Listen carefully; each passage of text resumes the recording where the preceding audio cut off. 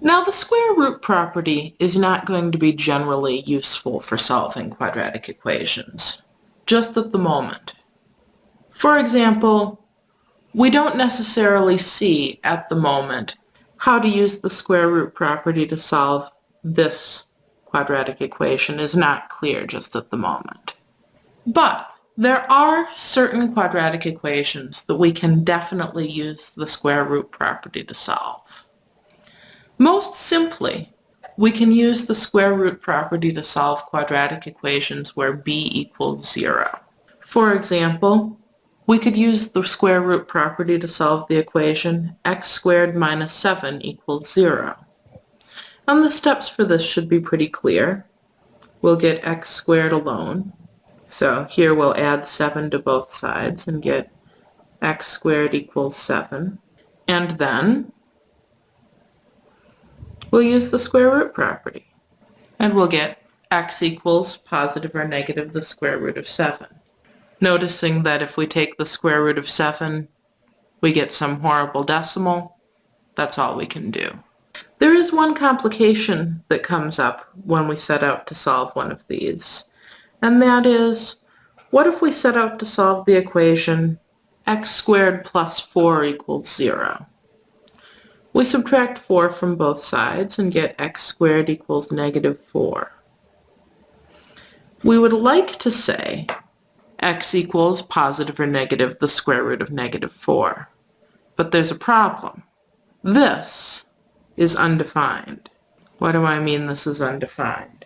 Well, the first thing I mean is, if I go to my calculator and I put in the square root of negative 4, I get an error. Error, non-real answers. What does that mean? I get an error. This is undefined. There's no real number that when I square it, I get negative 4. So this is a complication that can come up in solving this kind of equation. An equation of the form something squared equals a negative number has no real solution. So if I were asked to solve this equation, my answer would be no solution.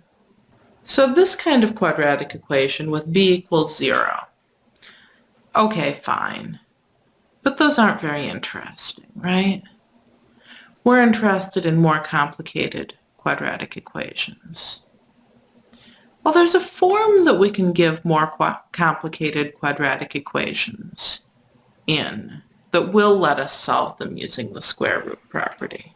We can use the square root property to solve quadratic equations given in this funky looking form. What do I mean by this?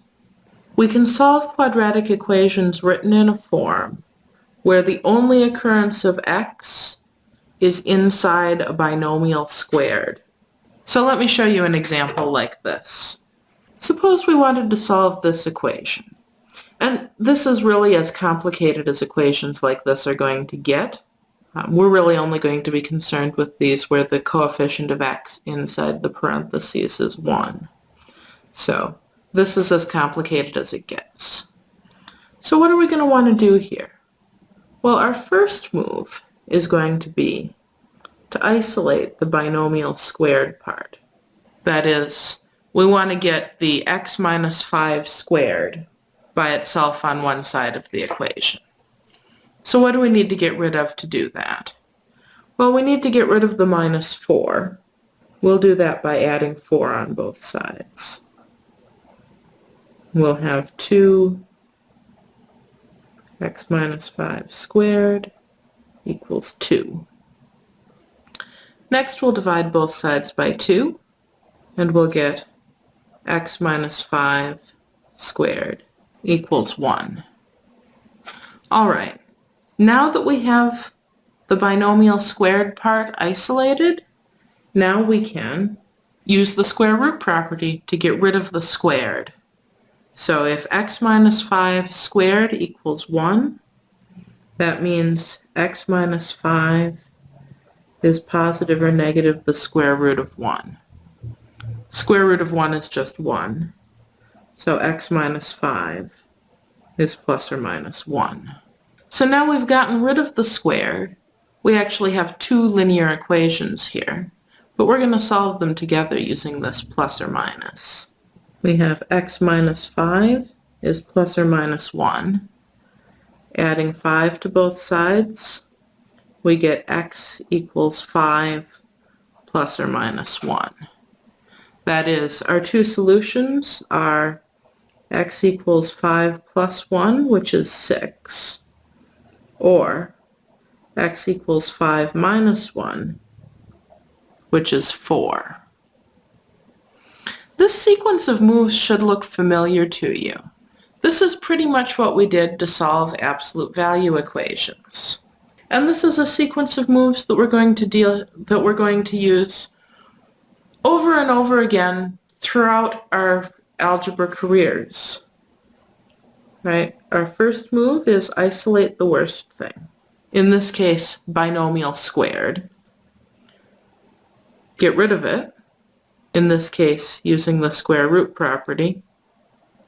And then finish.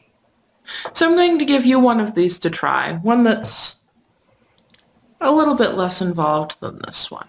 Solve this equation by following these 3 steps. Pause the video and try this now.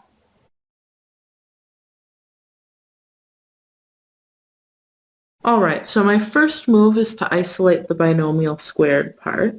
I think I'll need to add 16 on both sides. That'll give me x plus 2 squared equals 16. Alright, so at this point, I've isolated the binomial squared part. So in this step, I'm making the new move to get x plus 2 is plus or minus root 16. Square root of 16 is 4, so x plus 2 is plus or minus 4. And now we finish solving. We'll subtract 2 on both sides. We'll get x equals negative 2 plus or minus 4. So x equals negative 2 plus 4 equals 2, or x equals negative 2 minus 4 equals negative 6 are my solutions.